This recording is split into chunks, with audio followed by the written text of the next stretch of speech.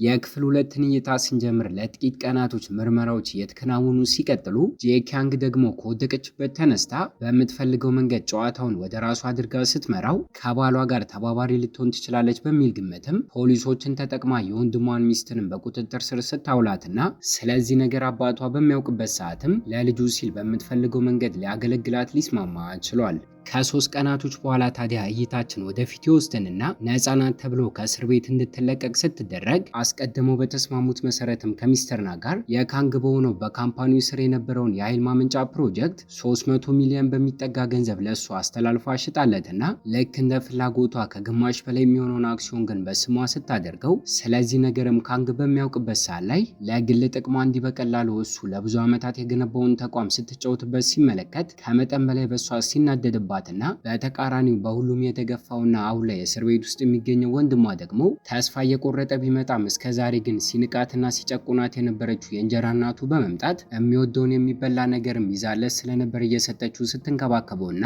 ለጥቂት ጊዜ ያክል እምቢ ብሎ ቢገግምባትም ቀስ በቀስ ግን ልክ እንደ እናቱ የቆጠራት ሲመጣ ይታያል። ከጠበቃው ጋር ደግሞ እንዴት አድርገው ጄጊያንግ ማስቆም እንዳለባቸው ካንግ ካወሩበት በኋላ ወንድ ልጁ ጄሳንግን ከእስር ቤት እንዲወጣ የተከሰሰበትን የገንዘብ ማጭበርበር ጉዳይ ራሱ ካንግ ላይ ማላከክ እንዳለባቸው ሲወስኑና ሴት ልጁ ባንጊዮል ግን አባቴ ካለ ጥፋቱ እንዲወቀስ አልፈልግም በማለት መጀመሪያ ላይ ያስቸግራቸው የነበረ ቢሆንም ካንግ ራሱ ግን በቃላቶቹ በማሳመን እንድትስማማ ሲያደርጋትና ለጋዜጠኞቹ የዛኑ ቀን ላይ ጠበቃውም ካምፓኒው ውስጥ ከገንዘብ ማጭበርበሩ ጀርባ ያለው ጄሳንግ ሳይሆን የካምፓኒው ባለቤት የሆነው ራሱ ካንግ እንደነበር ሲናገርና ሐሰተኛ ቢሆኑም ሊያሳምኑ የሚችሉ ማስረጃዎችን ግን ሲያወጣ በተመሳሳይ ሰዓት ላይ ልክ እንደተስማሙት ባንጊዮልም የእንጀራ ወንድሟ ጄሳንግ ጋር እስር ቤት ጉዞ አድርጋ ስለ እቅዳቸው ስትነግረውና ከነሱ ጋር እንዲሰራ ፈቃደኛ እንዲሆን አድርገው እንዲለቀቅ እንደምታደርገው ቃል ስትገባለት ይታያል። የዛኑ ቀን ምሽት አካባቢ ግን ባልጠበቁት ሁኔታ ሶስቱም ካፌ ውስጥ እያሉ ከባድ በሆነ የራስ ምታት ካንግ ታሞ ድንገት ራሱን ስቶ ሲወድቅና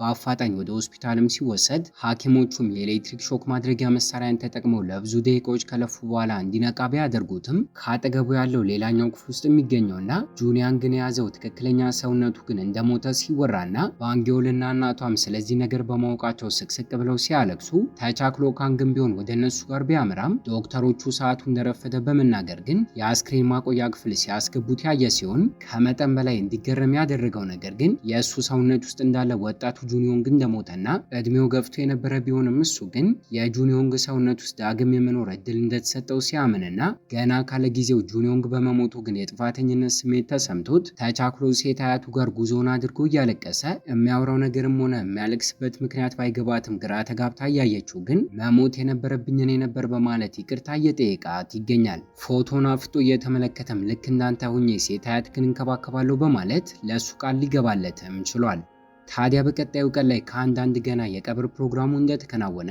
ደቂቃዎችን እንኳን ሳታጠፋ ጄጊያንግ ሞቅ ያለ አንድ ጥፊን ባንጊዮልን ካቀመሰቻት በኋላ ከዛሬ ጀምሮ የበቀል እርምጃዋን እንደምትጀምር በመናገር ወደ ካምፓኒው ስታመራና ነፃ እንደሆነ ተረጋግጦለት ከእስር ቤት የተለቀቀው ወንድሟ ጄሳንግ ቢሆን ተከትሏት አምርቶ ለብቻቸው ቢሮ ውስጥ መነጋገራቸውን ቀጥለው አባታችን ካንግን አንቺን የገደልሽው በማለት ሊያጠቃት ቢደርስም ልክ ነህ እኔ ነኝ አሊያም ደግሞ እኔ ያላደረግኩትም የሚል ምላሽን ከመስጠት ይልቅ በገንዘብ ማጭበርበሩ ጉዳይ አንዴ ጥፋተኛው ነው አባታቸው እንደሞተና ይሄ ነገር ደግሞ ለሁለቱም ጥቅም እንዳለው በመናገር ዳግም አብረው መስራት እንዲጀምሩ ሐሳብን ስታቀርብለት ከቦርድ አባላቶቹ ጋር ደግሞ በፍጥነት ካምፓኒውን ማን ማስተዳደር እንዳለበት ስብሰባ አድርገው ከውሳኔ እንዲደርሱ ትዕዛዝን ከሰጠች በኋላ የዛኑ ቀን ምሽት አካባቢ ወደ ቤት ሳይቀር ጉዞዋን አድርጋ ሐዘኗ ያልወጣላትን የእንጀራ እናቷን ካለ ጥፋቷ ገንዘብን ለማሸሽ በመሞከር በሚል ሐሰተኛ ኬዝ ሲቪል ለባሽ ፖሊሶችን ጠርታ በቁጥጥር ስር እንድትውል ስታደርጋትና እናቷ ባንጊዮልም ለመከላከል ብትሞክርም ከእስር ቤት ያስወጣችው ጄሳንግ ግን ከእህቱ ጎን ቆሞ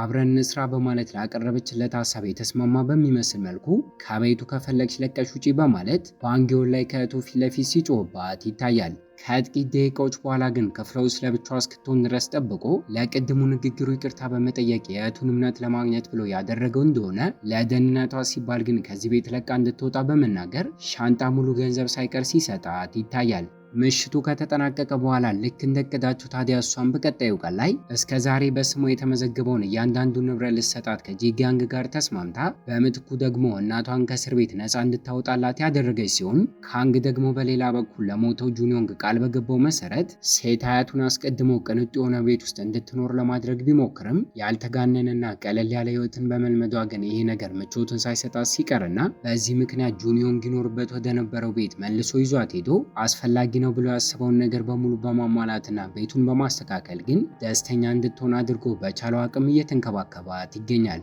ድርጅት ውስጥ ደግሞ ዳግም ወደ ጄጊያንግ ጋር ጉዞውን አድርጎ በመኪና አደጋ ጉዳይ ቂምን እንዳልያዘባት ብቸኛ እሱ የሚፈልገው ነገር ገንዘብን ማግኘት እንደሆነና ከዚህ ቀደም ያደርግ እንደነበረው ዳግም ከእሷ ጋር አብሮ እንዲሰራ በቃላቶቹ ደልሎ እንድታምነው ያደረጋት ሲሆን ዋንጊዮልን ሳይቀር ከእሷ ፊት ለፊት ካምፓኒ ውስጥ ሲያገኛት እንደ ከዳት በመናገር ስሜቷን የሚጎዱ ቃላቶችን ተናግሮ የበለጠ ጄጊያንግን እንድታምነው ሲያደርጋትና ልክ እንደሷ ዋንጊዮልን ብትሆን ገንዘብ ፈላጊ ሰው እንደሆነ ለጥቅሙ ሲል አሁን ደግሞ ጂጊያንግ ጋር መስራት እንደጀመረ ስታምን ከማንም በላይ ተናዳበትና እልይዟትም ስለነበር በቀጣዩ ቀን ጠዋት ላይ ወደ ስራ ለማምራት ከቤቱ ለቆ ሲወጣ ባልጠበቀ ሁኔታ እሷን ብትሆን ካጠገቡ ከነበረ አንድ ክፍል ስትወጣና እሱን ለመከታተልና ለመሰለል ብላ ካጠገቡ የነበረውን ቤት ተከራይታ እንደሆነ ሊገባውም ችሏል።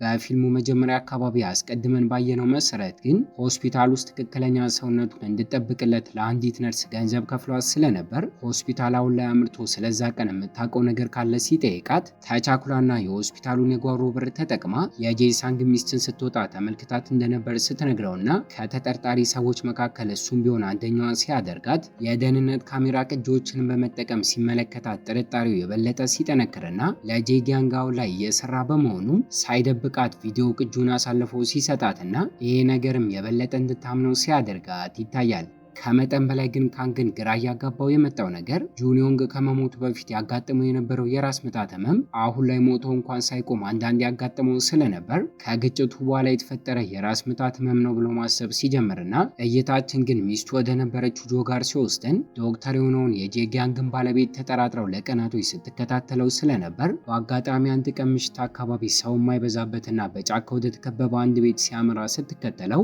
ውስጥ ላይ ካንግን ተኝቶ ሕክምና እየደረገለት ከክፉ ነገር ሊጠብቀው ጄሳንግ ደግሞ ካጠገቡ ተቀምጦ ሲጠብቀው ስትመለከትና እይታችንም ቢሆን አደጋው የተፈጸመበት ቀን ላይ በትውስታ ወደኋላ ውስጡን የጄሳንግ ሚስት ከአባቷ ሚስተርና ጋር ባቀደችው መሰረት እንዳይታወቅባት አለባበሷን ቀይራና ጄጊያንግ መስላ ሕክምና ክፍል ውስጥ በመግባት የመተንፈሻ ትቦውን እንዳቋረጠችው ሰዎች ሳይመጡባትም ከክፍሉ እየተሯሯጠች እንደወጣችና በሰዓቱ ካንግ ግን እድለኛ ሆኖና ዶክተሩ የጄጊያንግ ባል ደርሶለት የመተንፈሻ ትቦውን ገጥሞለት ዳግም ሕክምናን እንዳደረገ ለትና ለሁለተኛ ጊዜ በድጋሚ ጥቃትን እንዳያደርሱበትም ከጄሳንግ ጋር እቅዶችን አውጥተው የሞተ በማስመሰል እንደደበቁ ስንረዳና ከትውስታችን ተመልሰን አሁን ላይ ሚስቱ የሞተ መስሏት ከመጠን በላይ አዝና ስለነበር እያለቀሰች ጄሳንግን አቅፈው ላደረገላት ነገር ስታመሰግነው ይታያል። ልክ እንደሷ ዋንጊዮልን ብትሆን ካንግን ለቀናቶች እየተከታተለችው ስለነበር ከክፉ ነገር ሊጠብቃት ለብቻው እየሰራ እንጂ አስቀድማ እንደገመተችው እሷን ከቷት እንዳልሆነ ስትረዳና ፈቃድን ባይሰጣትም ግን ከቀጣዩ ቀን ጀምሮ ካጠገቧ አርቅም እያለች ተከታትላ አብረው ለመስራት እየሞከረችም ይገኛል። ታዲያ አንድ ቀን ላይ እሱ ይዞላት የመጣውን የቪዲዮ ቅጂ ተጠቅማ ጄጊያንግ ለሚስተርና ልጅህን እንድትታሰር አድርጋለሁ በማለት ከሀገር ውጭ ቬትናም ውስጥ ደብቆ አስቀምጦ የነበረውን 450 ሚሊዮን የሚጠጋ ገንዘብ እንዲሰጣት ስታስፈራራውና ከሴት ልጁ የሚበልጥበት ነገር ስለሌለ እሱም ቢሆን ተስማምቶ ቬትናም ውስጥ የደበቀውን ገንዘብ እንዲያመጣለት ከሴት ልጁ ጋር ካንግን የላከው ሲሆን ተከትለውና ተሸፋፍና እንዳትታወቅ ያመራችው ዋንጊዮል እየረዳችው ግን ገንዘቡን ሙሉ በሙሉ በእጃቸው ማስገባት ከቻሉ በኋላ ተጨማሪ የቪዲዮ ቅጂ አስቀምጦ ስለነበር እንዲለቀቅ ሲያደርግና ለጊዜው ብትደበቅም ፖሊሶች ግን ትክክለኛውን ገዳይ ለመያዝ እየሰሩ ይገኛል። በሚያሳዝን ሁኔታ ግን ከቬትናም ወደ ኮሪያ የተመለሱበት የዛኑ ቀን ላይ እቤትሽ ሄደሽ ረፊ በማለት ዋንጊዮልን ከሸኛት በኋላ ለብቻው እየተጓዘ እያለ ሴት ልጁ ስለታሰረች የተናደደው ሚስተርና ሰዎቹ ልኮ ሲያግተውና ከጥቂት ሰዓታቶች በኋላ እይታችን ግን ቢሮዋ ውስጥ አልኮል መጠጥ ጠጥታ ሞቅ ወዳለ ጄጊያንግ ጋር ይወስደንና ፊቱ ላይ ቁስል የሚታይበት ካንግ እሷ ጋር በመምጣት ከዚህ ቀደም ለካሳነት ተሰጥቶት የነበረውን የቼክ ወረቀት ጠረጴዛው ላይ አስቀምጦት ግራ እስክትጋባ ድረስ ላደረግሽ ነገር ልበቀልሽ በመሆኑ ከካምፓኒው አስቀድመሽ በፍቃድሽ ለቀሽ ውጪ ሲላትና ንግግሩን ጨርሶ ወደ መኪናው ሲገባ ግን ትክክለኛውንና ሽማግሌውን ካንግ ካጠገቡ ተቀምጦ ልናየው ችለናል። ታዲያ እይታችንም ቢሆን በትውስታው ወደኋላ ውስጡን ሚስተርና ሰዎቹን ተጠቅሞ አግቶት እያሰቃየው እያለ ጭንቅላቱን ድንገት ሲመታው ራሱን ቢስትም በተመሳሳይ ሰዓት ላይ ካንግ ግን ትክክለኛ ሰውነት ውስጥ ሆኖ እንደነቃና ሚስተርና ጁንጊዮን ግን አግቶ እያሰቃየው እንደሆነ በማወቁም ወደሱ ጋር ጉዞውን ጀምሮ ለጠበቃው ሳይቀር ደውሎ ስለዚህ ነገር ሲያሳውቀውና ከጥቂት ደቂቃዎች በኋላ ጁንዮን ግን በትክክለኛ ሰውነት ውስጥ ሲነቃ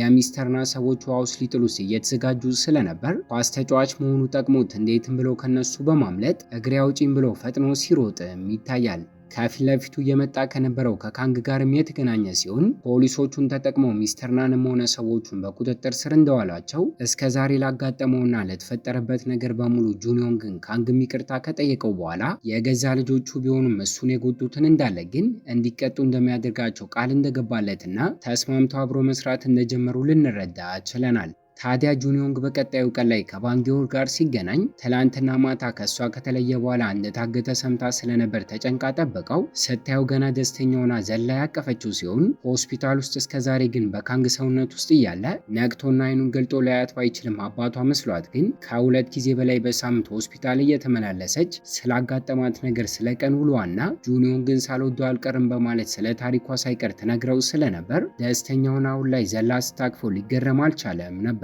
ይልቁንስ አንድ ሰው ሊያገኛት እንደሚፈልግ በመናገር ትክክለኛ አባቷ ጋር ወስዶ ሲያገናኛትና ናፍቋት ስለነበርና ሞቷል ብላ ስላሰበች አሁን ላይ ከመጠን በላይ ደስተኛ ሆና እያለቀሰች ናፍቆታቸውን ሲወጡ ይታያል። ጁንዮንግም ቢሆን ሴት አያቱ ጋር ጉዞን አድርጎ ሲያገኛት ድንገተኛ የባህሪ ለውጥ ብታይበትም እሱም ቢሆን እያለቀሰ ሲያቅፋትና ሆስፒታል ውስጥ በነበረበት ጊዜ ካንግ ግን ልክ እንደሱ በመሆን የሚያስፈልጋትን ነገር አሟልቶ ሲንከባከባት እንደነበርም ሊረዳ ችሏል። ታዲያ በቀጣዩ ቀን ላይ በፊልሙ መጀመሪያ አካባቢ እህቱ ከሆነችው ጁጊያንግ ጋር ተባብሮ ልክ እንደ ጠላት የነበረው ቀስ በቀስ ግን እውነታው እየተገለጠለት መጥቶ ከሞት እንኳን እሱን አድኖት ሲንከባከበው የነበረው ጄሳንግ ደግሞ ደፍሮ አሁን ላይ የአባቱን አይን መመልከት እንደማይችል ስለገባው የይቅርታ ጽሑፍን የያዘ ደብዳቤን ሲልክለትና ካንግም ቢሆን አንብቦት ይቅርታ ሲያደርግለት በፊልሙም የመጨረሻ ትዕይንት ላይ ካምፓኒ ውስጥ ከቦርድ አባላቶች ጋር እሷ ስብሰባ ውስጥ እያለች ጁንዮንግ እሱ ላይም ሆነ የገዛ አባቷ ላይ ስለሞከረችው የግድያ ሙከራ